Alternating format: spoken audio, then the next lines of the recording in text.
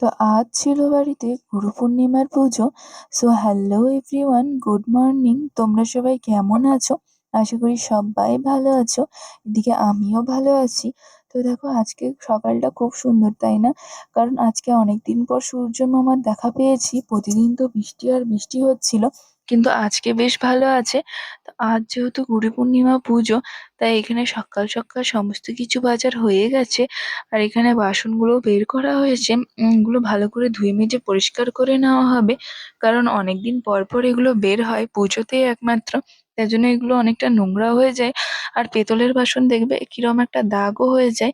আর এদিকে হচ্ছে নারকেল কাটা, নারকেলটা ভালো করে ছাড়িয়ে নেওয়া হচ্ছে, কারণ বটিতে তো একদমই কাটা যায় না নারকেল, তাই জন্য এখানে চাকুর সাহায্যে কেটে নেওয়া হচ্ছে।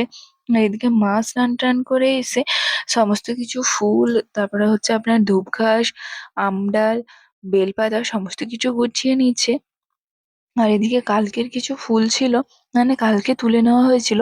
ভাবছিল আজকে আর ফুল পাবে না পাবে, যেহেতু এখন বর্ষাকাল। আর তারপর হচ্ছে গিয়ে আজকে হচ্ছে পুজো। প্রায় অনেক বাড়িতেই পুজো হয় গুরু পূর্ণিমা। শুনেছি যারা গুরু দীক্ষা নেয় তাদের সবার বাড়িতেই পুজো হয়। তাই জন্য এগুলো সবই গুছিয়ে নেওয়া হয়েছে। আর এইদিকে আমি ঘরে এসে দেখি এই দুষ্টুটা আবার নিচে বাঁদর সেজে বসে আছে। আমি ওকে বারবার বলছি যে একবার মুখটা দেখা, একবার মুখটা দেখা, কিন্তু সে কিছুতেই দেখাবে না, কারণ তার এখন নিজেই নিজেকে দেখে লজ্জা লাগছে। তো দেখো, আমার এখন ভিডিও এডিট করতে যেয়ে ও মুখটা দেখে হাসি পাচ্ছে। ও খুব দুষ্টু এই ছেলেটা। তো আমি বারবার বলছি যে তুই একবার নিজের মুখটা দেখ আয়নাতে, নিজের মুখটা দেখ। তখন সে দেখতে এসছে আর দেখে পরে ব্যাস, দাদা হেসেই পাগল হয়ে যায় আর নিজে বান্দরের মতো মুখটা করতে থাকে। তারপর নিজে নিজেকে দেখে মানে এরকম লজ্জা লাগে। তো আমি হাত দিয়ে আবার সে চাপছে মুখটাকে। আর আমি যেহেতু এখানে ভিডিও বানাচ্ছিলাম, তাই জন্য সে এমনটা করছে। তারপর দেখি আমি এখানে মা সমস্ত কিছু ফল-টল গুছিয়ে নিচ্ছে, কেটে নিচ্ছে। আর আলপনা তো আগেই দেওয়া হয়ে গেছে। আমি স্নান করে চলে এসেছি। স্নান করে এসে আমিও কিছুটা হেল্প করবো এবার। তো তখনই আমাকে মা বলল, যেহেতু আজকে মা আর নুন লক্ষ্মী কিছুই খেতে পারবে না, তা আমি যেন গিয়ে একটু সাবুটাকে ভিজিয়ে দিই।